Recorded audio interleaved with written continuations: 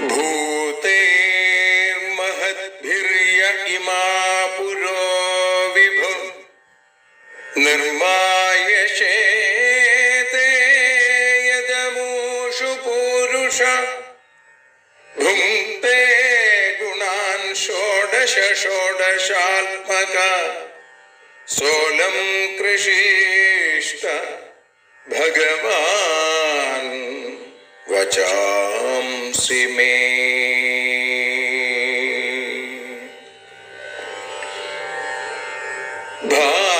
ഭാഗവതത്തെ അറിയാൻ ഈ ഭാഗവതത്തിൽ അലിയാൻ, ഭാഗവതത്തെ അറിയാൻ ശ്രീമദ് ഭാഗവതത്തിൽ അലിയാൻ. ലക്ഷ്യമതും മാത്രം ഹരിയിൽ ഭക്തിയുണർത്തും സംഗീതം, ഹരിനാമലഹരി സൗഭാഗ്യം. ഭാഗവതത്തെ അറിയാൻ ഭാഗവതത്തിൽ അലിയാൻ.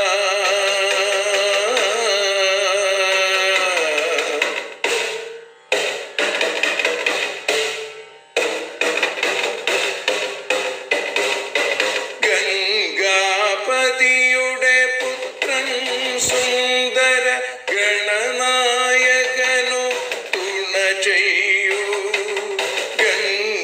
ഗംഗാപതിയുടെ പുത്രൻ സുന്ദര ഗണനായകനു തുണ ചെയ്യൂ. വീണയിൽ സംഗീത സാഗരം തീർക്കുന്ന വാണീദേവിയും കാക്കേണേ. എന്നിൽ ഭാഗവത കഥ നിറയേണേ. ഭാഗവതത്തെ അറിയാൻ ഭാഗവതത്തിൽ അലിയാൻ.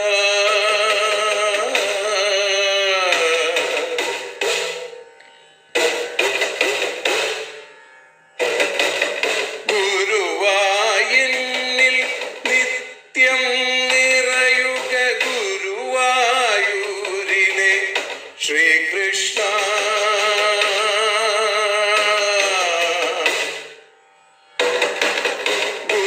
ഗുരുവായൂരിൽ നിത്യം നിറയുക ഗുരുവായൂരിലെ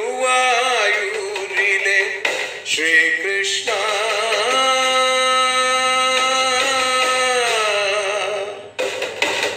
ഹരേ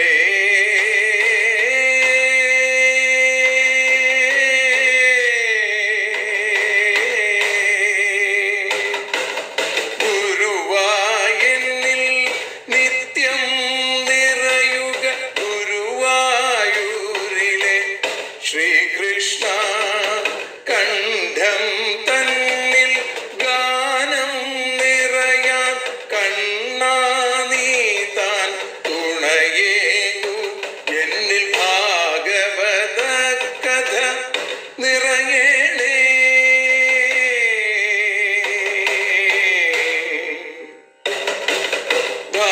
ഭാഗവതത്തെ അറിയാൻ ഭാഗവതത്തിൽ അലിയാൻ.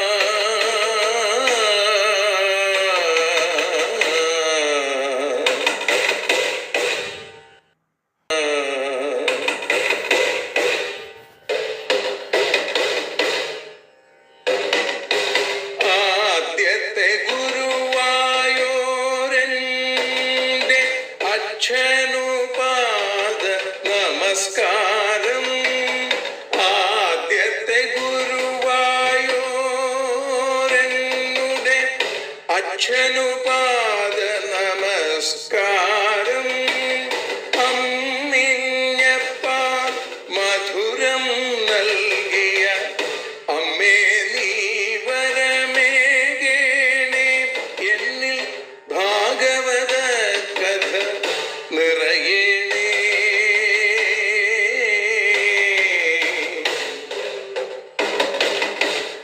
ഭാഗവതത്തെ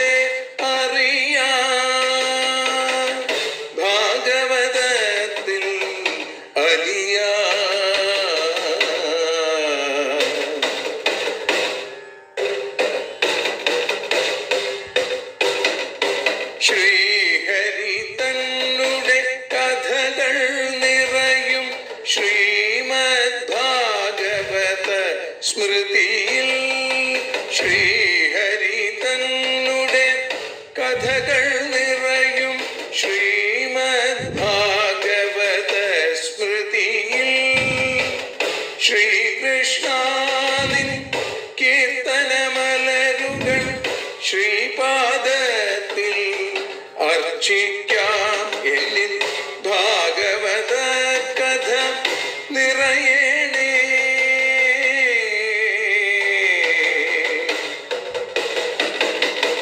ഭാഗവതത്തെ അറിയാം, ഭാഗവതത്തിൽ അലിയാം. ലക്ഷ്യമതൊന്നു മാത്രം ഹരിയിൽ ലഹരിയുണർത്തും സംഗീതം. ഭക്തിയുണർത്തും സാഫല്യം, ഭക്തിയുണർത്തും സൗഭാഗ്യം. ഭാഗവതത്തെ അറിയാം,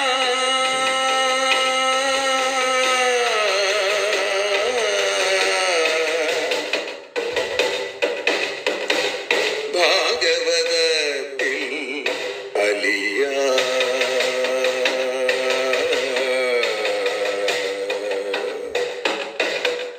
ഭാഗവതത്തിൽ അലിയാൻ.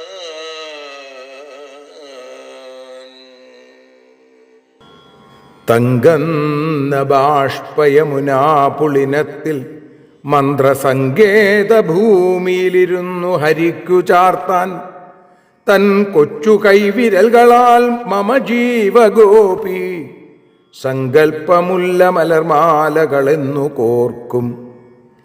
ദേഹം മറന്നു മധുരസ്മിത ചന്ദ്രികാ സന്തോഹത്തിലാണ്ടുകുതിരും ഭഗവൻ മുഖം ഞാൻ സ്നേഹാമൃതത്തിലലിയുന്ന മനസ്സിലോർത്തു. മോഹിച്ചു പോം നിലയെനിക്കു വരുന്നതെന്നു. അപ്പട്ടുപോലെ മിനുസം കലരും മുകുന്ദ തൃപ്പാദമിത്തിരിയുരസ്സിലുടൻ ശിരസ്സിൽ അല്പം മമാക്ഷികളിലിങ്ങനെ മാറി മാറി ഒപ്പിത്തുവർത്തിയടിയൻ രസമേൽക്കുമെന്നാൾ. ദൈത്യാരി തൻ കഴലിൽ മേലുടമാവകാശം പേർത്തോതിടും പശുകുലത്തൊടു സേവ കൂടി കാൽത്താരിലെ കനകധൂളി തുടച്ചു നക്കി തോർത്താനെനിക്കു ഭഗവാൻ വിടയെന്നു നൽകും. നാരായണന്റെ ഹൃദയം ചിറപൊട്ടിമേൽ കീഴോരാതൊലിച്ചഖിലവും പ്രളയത്തിലാഴ്ത്തി പാരാകേന്തി വഴിയും കരുണാസരസിൽ നീരാടുവാനടിയനെന്നിടയാകുമാവോ. കാളിന്തി തൻ മണലിൽ ഞാൻ സുഖമായി കിടന്നു കാലിക്കിടാവിനെതിരായി ഭുവനത്തിലെല്ലാം ആലംബമാകിയ മുകുന്ദ പദാരവിന്ദമൂലത്തിലുള്ള മധുരം മുകരുന്നതെന്നു. തൂവെണ്ണ തിന്നു രസമായി കുഴലും വിളിച്ചു തൂവെണ്ണിലാവിലലിയും യമുനാ തടത്തിൽ കാരുണ്യമോടു കളിയാടിയൊരിന്ദ്രനീലലാവണ്യലേഖ മിഴിയിൽ തെളിയുന്നതെന്നു. സായന്തനത്തിൽ വനഭൂമിയിൽ നിന്നു വേണു വായിച്ചു കൊണ്ടു രസമായി പ്രിയരോടുകൂടി മായൂര ബർഹമളകത്തിലണിഞ്ഞുകൊണ്ടു മായാസ്വരൂപി വരുമാ വരവെന്നു കാണും. പൊന്നാഭ ചേർന്ന പല പൈക്കളെയും തെളിച്ചു പിന്നാലെ ഇഷ്ടസഖരൊത്തു വനത്തിൽ നിന്നും എന്നോമലുണ്ണി വരുമാവരവൊന്നു കാണാൻ എന്നാണു ഭാഗ്യമിവനെന്നറിയുന്നതില്ല. കൊച്ചോമനത്തളകൾ പൊൻകസവിട്ടു ശുദ്ധ സച്ചിന്നഖപ്രഭകൾ വെള്ളിയലുക്കു തൂക്കി പിച്ചക്കളിക്കുളിർ പരത്തിലസിക്കുമേതോ പച്ചക്കുടത്തണലിലെന്നിവൻ ആശ്വസിക്കും. കാമാദിയാം കനലടുപ്പിനടുത്തു ദേഹദണ്ഡം കഴിഞ്ഞു വലയും ജനതയ്ക്കു വേണ്ടി മഞ്ഞക്കുളിത്തുകിൽ വിരിച്ച ചിദംഗമാകും മഞ്ഞപ്പതിറ്റടിയിലെന്നു മയങ്ങിടും ഞാൻ. നന്ദന്റെ പൊന്മടിയിൽ വന്മടി പോലെ ലോകപാന്ധന്റെ ചുട്ടതലയിൽ തണലെന്ന പോലെ രാധാവിലോചനമതിൽ ശിവരാത്രി പോലെ രാജിച്ച നീലിമയിലെന്നു ശയിച്ചിടും ഞാൻ. മേലസ്സൽമേചകനിറം സ്മിതമോലുമാസ്യമേലസ്സണിഞ്ഞ കടി വേണുവെഴുന്ന പാണി ആലസ്യമറ്റമനതാർ മണിനൂപുരാഘ്രിയാലാസ്യമൊത്ത നട എന്നിവയെന്നു കാണും. കാലിൽ കളിച്ച തള രാധിക തന്നരഞ്ഞാൾ നൂലിൽ പിടിച്ച വികൃതിത്തരമുള്ള കൈകൾ പാലിൽ കുഴച്ചൊരധരം നവയൗവനത്തിൻ ചേലിൽ തഴച്ച തിരുമെയ്യവയെന്നു കാണും. ഊറുന്ന പുഞ്ചിരി പതുക്കനെ മാറുപറ്റിക്കേറുന്ന യൗവന വിലാസ വസന്തലക്ഷ്മി പാറുന്ന പീലി കളകൂചിത വേണുകാറായി മാറുന്ന മെയ്യഴകു ഞാനിവയെന്നു കാണും. പൂന്തുന്ന ചിൽപ്പശിമ പുഞ്ചിരി വെണ്ണിലാവിൽ പൂന്തിങ്കളിൽ പുലകുളിച്ചൊരു പുണ്യവക്രം ഏന്തുന്ന ഭൂമി കരുണായമുനോർമീങ്കൽ നീന്തുന്ന നീലമിഴി എന്നിവയെന്നു കാണും. സർവത്ര ഗോവിന്ദനാമ സങ്കീർത്തനം. ഗോവിന്ദ ഗോവിന്ദ. സർവത്ര ഗോവിന്ദനാമ സങ്കീർത്തനം. ഗോവിന്ദ ഗോവിന്ദ. ശ്രീകൃഷ്ണൻ തൻ്റെ ഹാസം നിറയുമനുപമ സുന്ദര ചുണ്ടിലെന്നും രാഗത്തിൻ തേൻ ചുരത്തും മധുരമുരളിയെ ഞാനിതാ കൈതൊഴുന്നേൻ. സൗകര്യം കിട്ടുമെങ്കിൽ ഭവതി മുരളികേ ഒന്നു നീ ചൊല്ലിടേണം. ഞാനാകുന്നോരി ജന്മ പശുവിനുടെ കഥ നന്ദജൻ തൻ്റെ കാതിൽ. ശ്രീ ഗുരുവായൂരപ്പാ ശരണം. ശ്രീ ഗുരുവായൂരപ്പാ ശരണം. ശ്രീ ഗുരുവായൂരപ്പാ ശരണം. ശ്രീമദ് ഭാഗവതം അറിയാൻ അലിയാൻ എന്ന അക്ഷരപൂജ ഇന്ന് 991 ദിവസത്തിലേക്ക് എത്തുമ്പോൾ ഭാഗവതം അതിൻ്റെ മംഗളാധ്യായമായിരിക്കുന്ന 13 അധ്യായത്തിൽ 16 ശ്ലോകം മുതലാണ് നമ്മൾ ഇന്ന് അനുസ്മരിക്കുന്നത്. കഴിഞ്ഞ ശ്ലോകങ്ങളിൽ നമ്മൾ ഭാഗവതത്തിൻ്റെ മാഹാത്മ്യം അത് സർവവേദാന്ത സാരമാണ് എന്ന് പറഞ്ഞു. പ്രത്യേകമായിട്ട് എല്ലാ വേദാന്തങ്ങളുടെയും ഉപനിഷത് സാരം, വേദസാരം എന്നൊക്കെയാണ് ഭാഗവതത്തെ പറയുക. വേദത്തിൽ വളരെ സങ്കീർണമായിട്ടുള്ള ഭാഗങ്ങളെ കഥകളുടെ മേമ്പൊടി ചേർത്ത് ഭഗവാന്റെ ലീലകളുടെ മാധുര്യം കൂടി ഉൾപ്പെടുത്തി ഭക്തന്മാർക്ക്, സജ്ജനങ്ങൾക്ക് ധർമാനുസാരിയായ ജീവിതം, അതിലൂടെ ഭഗവത് പദപ്രാപ്തി എന്നുദ്ദേശിച്ചുകൊണ്ടാണ് പൂർവസൂരികൾ വേദവ്യാസൻ ശ്രീമദ് ഭാഗവതത്തെ നിർമ്മിച്ചിട്ടുള്ളത്. അപ്പം അതുകൊണ്ട് തന്നെ ഈ സർവവേദാന്തസാരമായിരിക്കുന്ന ഉത്തമ ഗ്രന്ഥമായ ശ്രീമദ് ഭാഗവതം, അതിൽ നിന്നൊഴുകുന്ന ആ ഭാഗവത രസം, ഭാഗവത സാരം, അമൃതതുല്യമായ അതിൻ്റെ ആസ്വാദനം, അത് മനുഷ്യനെ സംതൃപ്തനാക്കുന്നു. അങ്ങനെ വരുന്ന ഒരാൾക്ക് പിന്നീട് മറ്റ് ഒന്നിലും താല്പര്യം ഉണ്ടാവില്ല എന്ന് പറയുന്നു. അതുകൊണ്ട് ഈ ഭാഗവതത്തെ സ്വീകരിക്കുന്ന ആളുകൾ സർവവേദാന്തസാരം ഹി ഭാഗവത ശ്രീ ഭാഗവതമിഷ്യത്തെ തദ്രസാമൃത തൃപ്തസ്യാൻ അന്യത്ര സ്യാൽ രതിക്വചിൽ, മറ്റൊരിടത്തും ഈ രതി ഉണ്ടാവുകയില്ല. അന്യത്ര ക്വചിൽ, ഒന്നിലും താല്പര്യം ഉണ്ടാവില്ല. അപ്പോൾ ഭാഗവത ശ്രവണാനന്തരം സജ്ജനങ്ങൾ ഇതര പുരാണങ്ങളോട് താല്പര്യം കാണിക്കാത്തത് എന്താ? അതിൻ്റെ മാധുര്യം. അത് പറഞ്ഞാണ് നമ്മൾ നിർത്തിയത്. പിന്നീട് പറഞ്ഞു ഏതുപോലെയൊക്കെയാണത്. നിമ്നഗാനാം യഥാ ഗംഗ ദേവാനാം അച്യുതോ യഥാ വൈഷ്ണവാനാം യഥാ ശംഭു പുരാണാനാമിതം തഥാ. ഭാഗവതത്തിൻ്റെ മാഹാത്മ്യം എങ്ങനെ പറഞ്ഞു വെച്ചു? നിമ്നഗാനാം യഥാ ഗംഗ, ഗംഗ യഥാ, നദികളുടെ ഇടയിൽ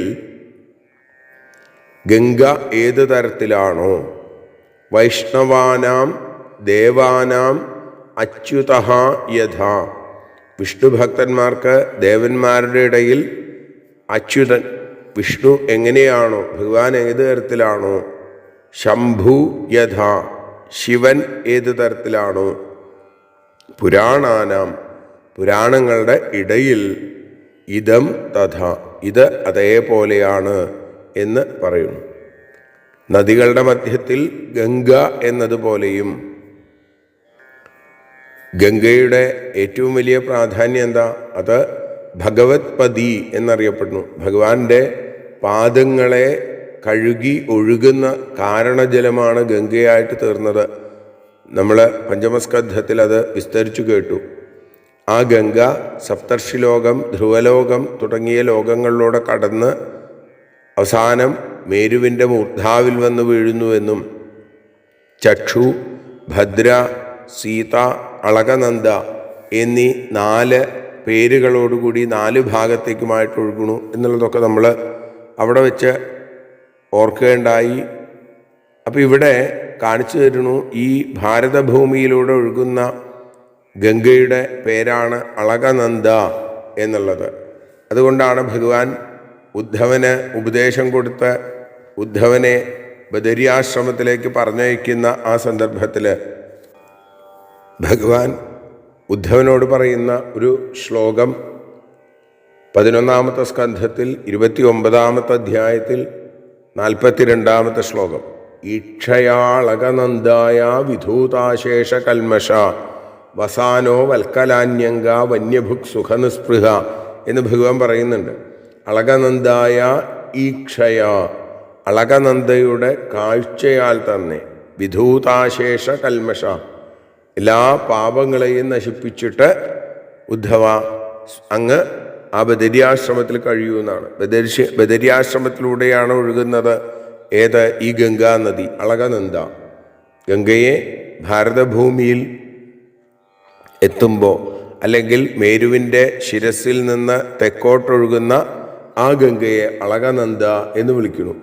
അതിൻ്റെ കാഴ്ചയിൽ തന്നെ നമ്മുടെ എല്ലാ തരത്തിലുള്ള പാപങ്ങളും ഇല്ലാതെയായിട്ട് തീരും എന്നാണ്. ഇവിടെയും പറയുകയാണ് അതേപോലെ. അപ്പം അങ്ങനെ ആ ഗംഗ പോലെ പരിശുദ്ധമാണ് ഈ ശ്രീമദ് ഭാഗവതം. എല്ലാവരെയും ശുദ്ധീകരിക്കുന്നതാണ്. നദികളുടെ ഇടയിൽ ഗംഗ എങ്ങനെയാണോ അതേപോലെ വിഷ്ണുഭക്തന്മാർക്ക് ദേവന്മാരുടെ ഇടയിൽ തൻ്റെ ഗുണങ്ങൾ കൊണ്ടും അതിസുന്ദരമായ സ്വരൂപം കൊണ്ടും നാശരഹിതനായിരിക്കുന്ന അച്യുതൻ എന്ന് ഭഗവാന് പേര് അതുകൊണ്ടാണ്. ച്യുതിയില്ലാത്തവനാണ് അച്യുതൻ. അപ്പോൾ നാശരഹിതനായിരിക്കുന്ന സാക്ഷാൽ മഹാവിഷ്ണു എന്നതുപോലെ ശിവഭക്തന്മാർക്കോ യഥാ ശംഭു, ശിവഭക്തന്മാർക്ക് ദേവന്മാരുടെ മധ്യത്തിൽ ശ്രീശിവൻ എങ്ങനെയാണോ, വൈഷ്ണവാനാം യഥാ ശംഭു ദേവാനാം അച്യുതോ യഥാ, ഇങ്ങനെ വൈഷ്ണവന്മാരിൽ ശംഭു എന്നതുപോലെ അങ്ങനെയും പ്രയോഗിക്കാറുണ്ട്. അപ്പം ഇവിടെ ശിവഭക്തന്മാർക്ക് ദേവന്മാരുടെ മധ്യത്തിൽ ശ്രീശിവൻ എന്നതുപോലെ പുരാണാനാം ഇതം തഥാ, പുരാണങ്ങളുടെ ഇടയിൽ ഈ ശ്രീമദ് ഭാഗവതം അതുപോലെ പ്രസക്തമാണ്, പ്രസിദ്ധമാണ്, പ്രാധാന്യമേറിയതാണ് എന്ന് ഭാഗവതം ഓർമ്മിപ്പിക്കുന്നു. ഇവിടെ മറ്റൊരു രീതിയിൽ വ്യാഖ്യാതാക്കൾ പറഞ്ഞു തരുന്നുണ്ട്. ഈ ശംഭു എന്നുള്ള പദം അച്യുത എന്ന പദത്തിന് വിശേഷണമായിട്ട് കരുതാം വേണമെങ്കിൽ. അപ്പോൾ അങ്ങനെ വരുമ്പോഴോ ശം കരോതി ഇതി ശങ്കരഹ എന്നാണ്. ശം സുഖം.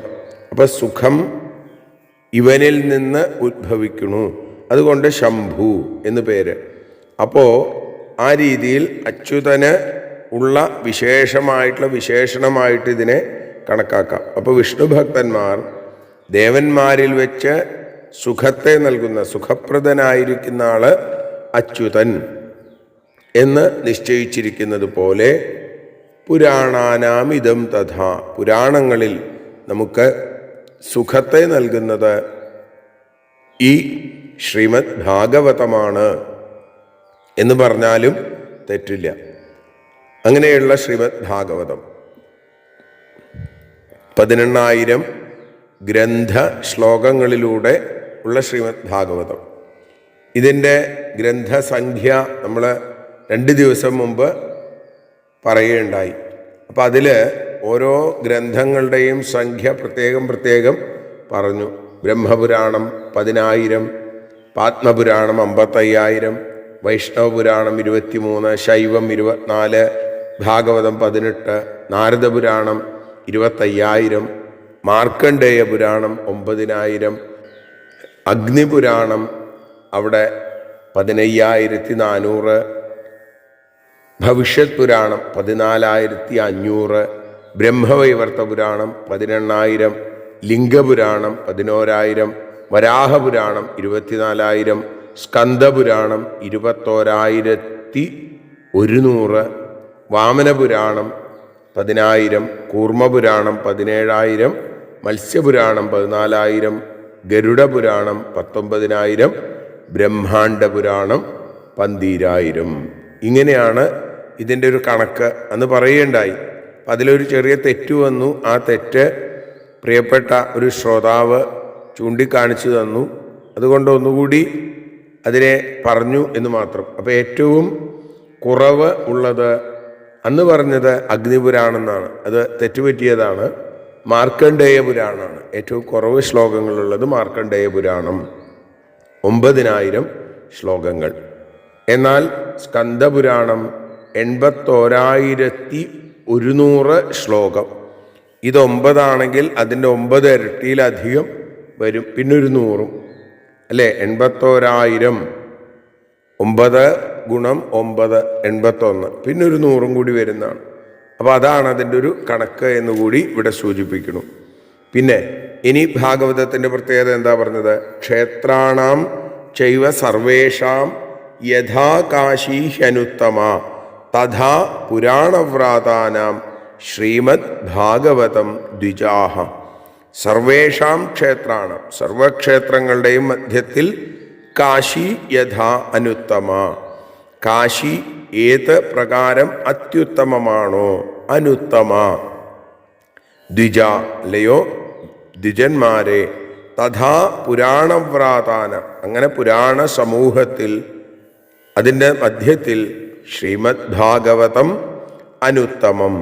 ശ്രീമത്തായിരിക്കുന്ന ആ ഭാഗവതം, ശ്രീയേറുന്ന ഭാഗവതം അത്യുത്തമമാണ്. ഹേ ദ്വിജന്മാരെ, തൻ്റെ മുമ്പിലിരിക്കുന്ന ശൗനകാദി ഋഷീശ്വരന്മാരോട് സൂതൻ പറയുകയാണ്, എല്ലാ ക്ഷേത്രങ്ങളിലും വെച്ച് കാശി ഏതു തരത്തിലാണോ അത്യുത്തമമായിട്ടുള്ളത്, അതേപോലെ ശ്രീമദ് ഭാഗവതം എല്ലാ പുരാണങ്ങളിലും വെച്ച് അത്യുത്തമമാണ് എന്ന് പറയുന്നു.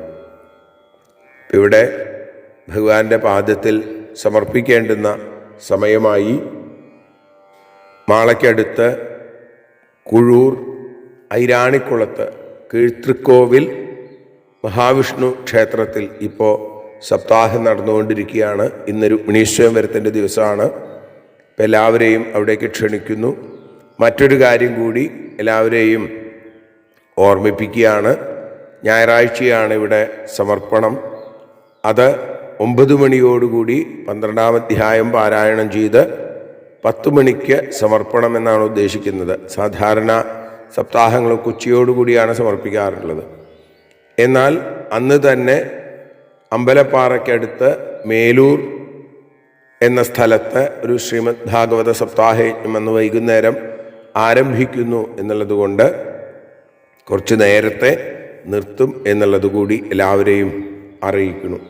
അപ്പോൾ മറ്റൊന്നുകൂടി ആ ക്ഷേത്രത്തെക്കുറിച്ചും അമ്പലപ്പാറ ക്ഷേത്രത്തെക്കുറിച്ചൊക്കെ മറ്റൊരു സമയത്ത് അത് എല്ലാവരെയും അറിയിക്കുന്നതാണ്. ഇപ്പോൾ ഭഗവാന്റെ പാദാരവിന്ദങ്ങളിൽ സമർപ്പിക്കുന്നു.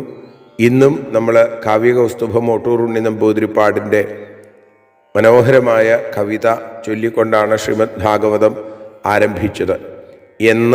എന്ന ആ മനോഹരമായ കവിത ഇന്നത്തോടുകൂടി നമ്മൾ സമർപ്പിക്കുകയാണ്. നാളെ മറ്റൊരു കവിതയും ഭാഗവതത്തിൻ്റെ ആ വ്യാഖ്യാനവുമൊക്കെ ആയിട്ട് നമുക്ക് നാളെ കാണാൻ സാധിക്കട്ടെ.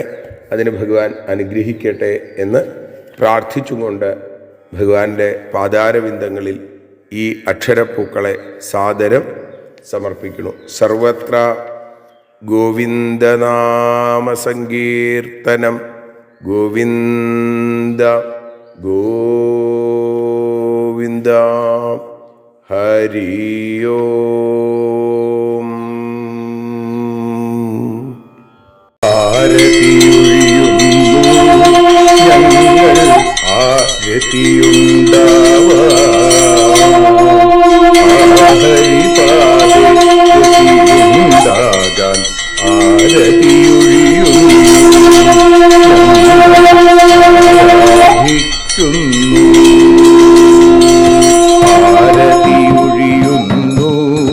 ഞങ്ങൾ ആരതിയുണ്ടാവാൻ ആഹരിപാദേ രതിയുണ്ടാകാൻ ആരതിയൊഴിയുന്നു. ഞങ്ങൾ ആരാധിക്കുന്നു.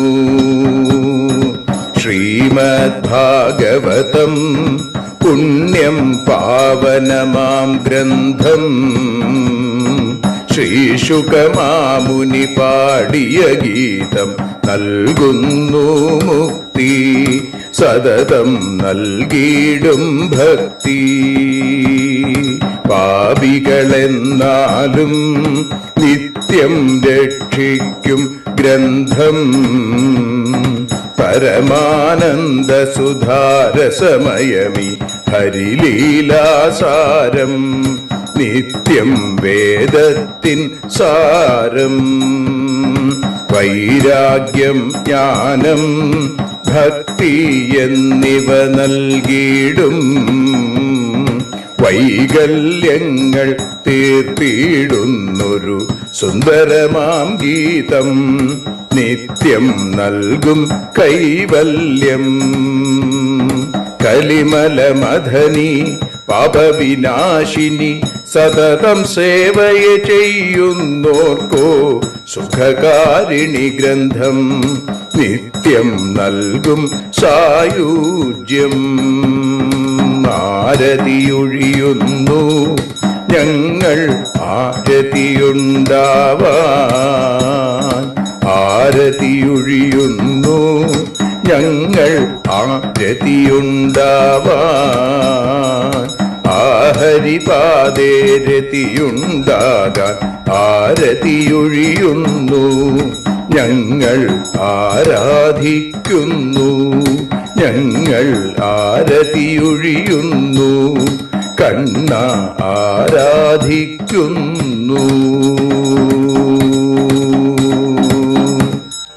രാധാരമണ മുകുന്ദ മുരാരെ ശരണം മേ തവ ചരണയുഗം പവനപുരേശ രാധാ കൃഷ്ണ ശരണം മേ തവ ചരണയുഗം മീനായി മണ്ണിൽ പിറന്നൊരു ദേവ ശരണം മേ തവ ചരണയുഗം കച്ഛപരൂപമെടുത്തൊരു ദേവ ശരണം മേ തവ ചരണയുഗം സൂകരഭാവമണിഞ്ഞൊരു ദേവ ശരണം മേ തവ ചരണയുഗം നരഹരി രൂപമെടുത്തൊരു നാഥ ശരണം മേ തവ ചരണയുഗം വാമനനായി വിളങ്ങിയ ദേവ ശരണം മേ തവ ചരണയുഗം ഭാർഗവരാമനതായൊരു ദേവ ശരണം മേ തവ ചരണയുഗം ദശരഥനന്ദനായൊരു ദേവ ശരണം മേ തവ ചരണയുഗം ബലമേറുന്നൊരു രാമനാഥ ശരണം മേ തവ ചരണയുഗം ദേവകി നന്ദന വസുദേവാത്മജ ശരണം മേ തവ ചരണയുഗം യശോദതനയാ സുന്ദര രൂപ ശരണം മേ തവ ചരണയുഗം ദ്വാരകവാസാരുക്മിണികാന്ത ശരണം മേ തവ ചരണയുഗം കലികാലത്തിൽ കൽക്കിയും നീയേ ശരണം മേ തവ ചരണയുഗം രാധാരമണ മുകുന്ദ മുരാരെ ശരണം മേ തവ ചരണയുഗം പവനപുരേശ രാധാ കൃഷ്ണ ശരണം മേ തവ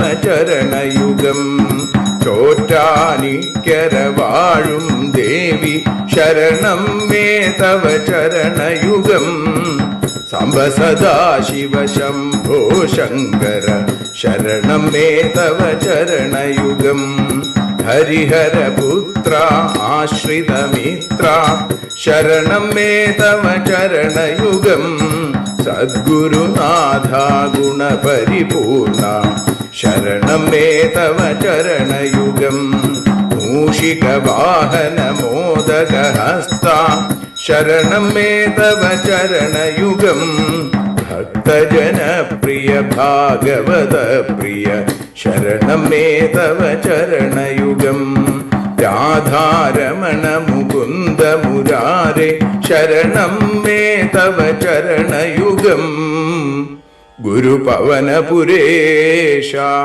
രാധാകൃഷ്ണ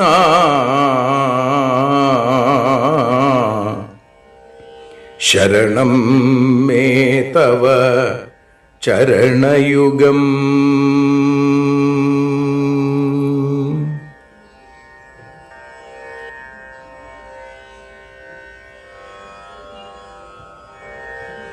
യദക്ഷരപദഭ്രഷ്ടം മാത്രാഹീനം തു യദ്ഭവേൽ തത്സർവം ക്ഷമ്യതാം ദേവ നാരായണ നമോസ്തുതേ വിസർഗബിന്ദുമാത്രാണി പദപാദാക്ഷരാണി ച ന്യൂനാനി ചാതിരിക്താനി ക്ഷമസ്വ പുരുഷോത്തമ മന്ത്രഹീനം ക്രിയാഹീനം ഭക്തിഹീനം ജനാർദ്ദന യൽപൂജിതം മയാ ദേവ പരിപൂർണം തദസ്തു തേ കായേന വാചാ മനസേന്ദ്രിയൈർവാ ബുദ്ധ്യാത്മനാ വാ പ്രകൃതേ സ്വഭാവാൽ കരോമി യദ്യൽ സകലം പരസ്മൈ